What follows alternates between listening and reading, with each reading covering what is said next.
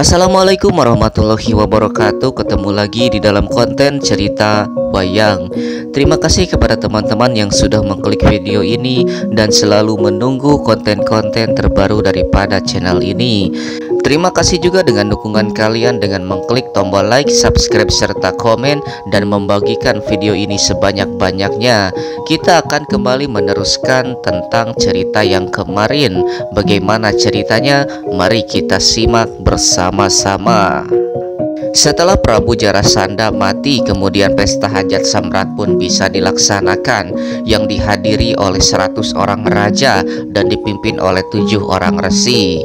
Pertemuan dilakukan yaitu di Balai Agung Negara Amarta di Keraton Indraprahasta, yang dihadiri oleh 100 orang raja dan 7 orang resi, dengan syarat sudah menumbalkan seorang raja yang murka, yaitu Prabu Jarasandha itu sendiri. Penobatan Yudhistira sebagai Ratu Mulku, yaitu mendapatkan mandat dari para dewa agar menjadi penyimpai bangsa-bangsa dan memberikan mandat dari para dewa. Kemudian setelah acara tersebut semua rentetannya sudah selesai, Yudhistira pun mengumpulkan semua raja dan mengatakan hal-hal yang ingin dia katakan. Yudhistira mengatakan bahwasanya dia memiliki sebuah penghargaan yang harus disampaikan dan titipan dari Batara Dharma. Penghargaan tersebut diamanatkan untuk diberikan kepada seseorang yang sangat berjasa kepada para Pandawa. Penghargaan tersebut adalah berupa anggur surga yang harus diminumkan kepada orang yang paling berjasa kepada para Pandawa. Lalu Pandawa pun menunjuk dan semua pun setuju dengan Resi Abhyasa yang merupakan kakek dari para Pandawa. Namun Abhyasa menolak semua itu. Abhyasa beranggapan bahwasanya itu sudah merupakan kewajiban seorang kakek kepada cucunya, yaitu untuk membela para Pandawa. Begitupun Resi Bisma juga menolak karena itu merupakan sebuah kewajiban baginya untuk membantu keluarga, dan begitupun seterusnya. Sedangkan ada seseorang yang sangat ingin menerima anggur surga tersebut, ialah Resi Dorna yang merasa sangat berjasa kepada para Pandawa. Namun Resi Dorna harus juga menolak karena para pini sepuh para Pandawa, kakek-kakek serta para keluarga Pandawa semuanya menolak untuk menerima anggur tersebut.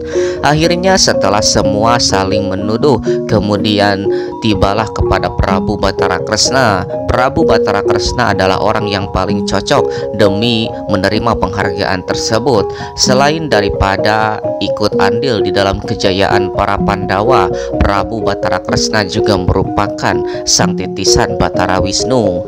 Akhirnya diputuskan sudah bahwa Kresna lah yang akan menerima penghargaan, meminum anggur surga tersebut. Namun di sela-sela raja-raja yang hadir, ada seorang raja yang tidak setuju dan mengatakan bahwa Kresna tidak pantas. Raja tersebut adalah Sopala, yaitu raja dari negara Cedipura. Sopala kemudian menegaskan bahwasanya Kresna tidak pantas untuk meminum anggur surga tersebut. Selain itu, Sopala juga memiliki dendam pribadi kepada Batara Kresna, yang mana para saudara-saudaranya yang lalu telah dibunuh oleh Kresna. Salah satunya adalah Gorawangsa yang pernah menjadi rival bagi Batara Kresna dan dibunuh oleh Kresna dan Baladewa. Selain itu, Dewi Rukmini yang merupakan kekasih daripada Sopala direbut juga oleh Batara Kresna, sehingga kebencian kepada Kresna sangat memuncak.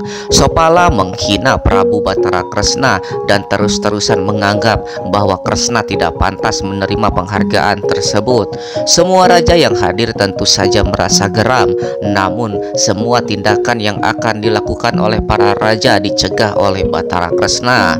Kresna lebih memilih untuk diam dan memaafkan semua hinaan yang dilontarkan oleh Sopala tersebut.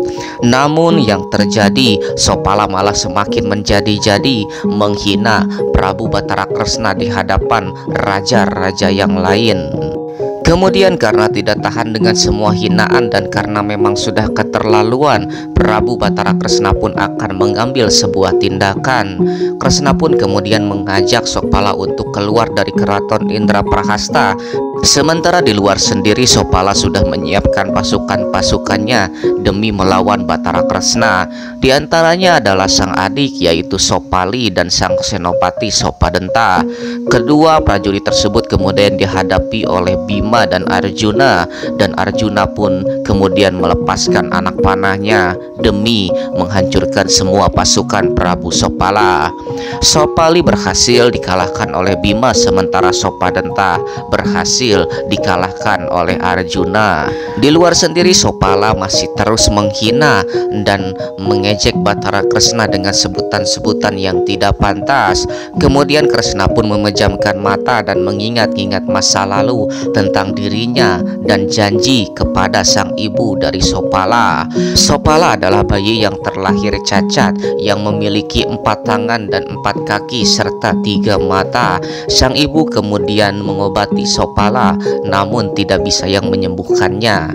Kemudian lama-kelamaan sang ibu pun mendapatkan sebuah wangsit bahwasanya Sopala bisa sembuh hanya apabila dipangku oleh seseorang yang merupakan titisan dari Batara Wisnu.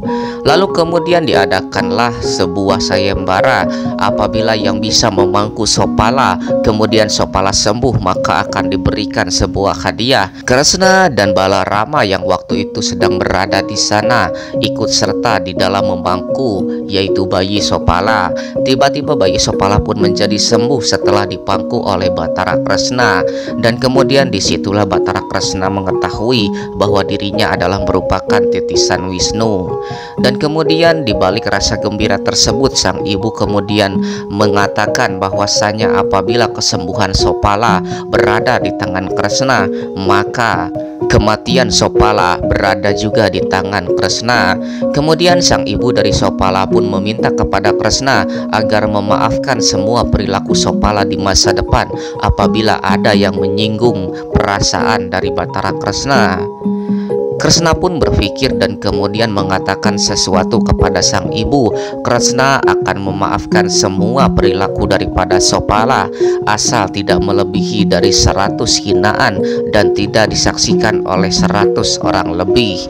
Mendengar itu kemudian sang ibu pun setuju dengan kebijaksanaan dari Batara Kresna, dan kemudian sang ibu pun bersumpah agar menjauhkan dan menjadikan Kresna sebagai saudara.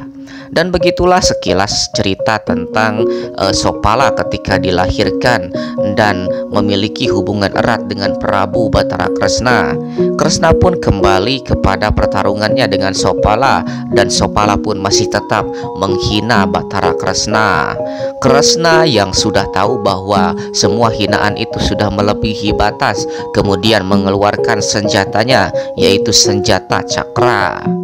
Kresna pun mengeluarkan cakra dan langsung memenggal Sopala, dan Sopala pun mati seketika di tangan Prabu Batara Kresna. Dengan adanya kejadian tersebut kemudian para raja pun disuruh dan diperintahkan diminta untuk masuk ke kamarnya masing-masing.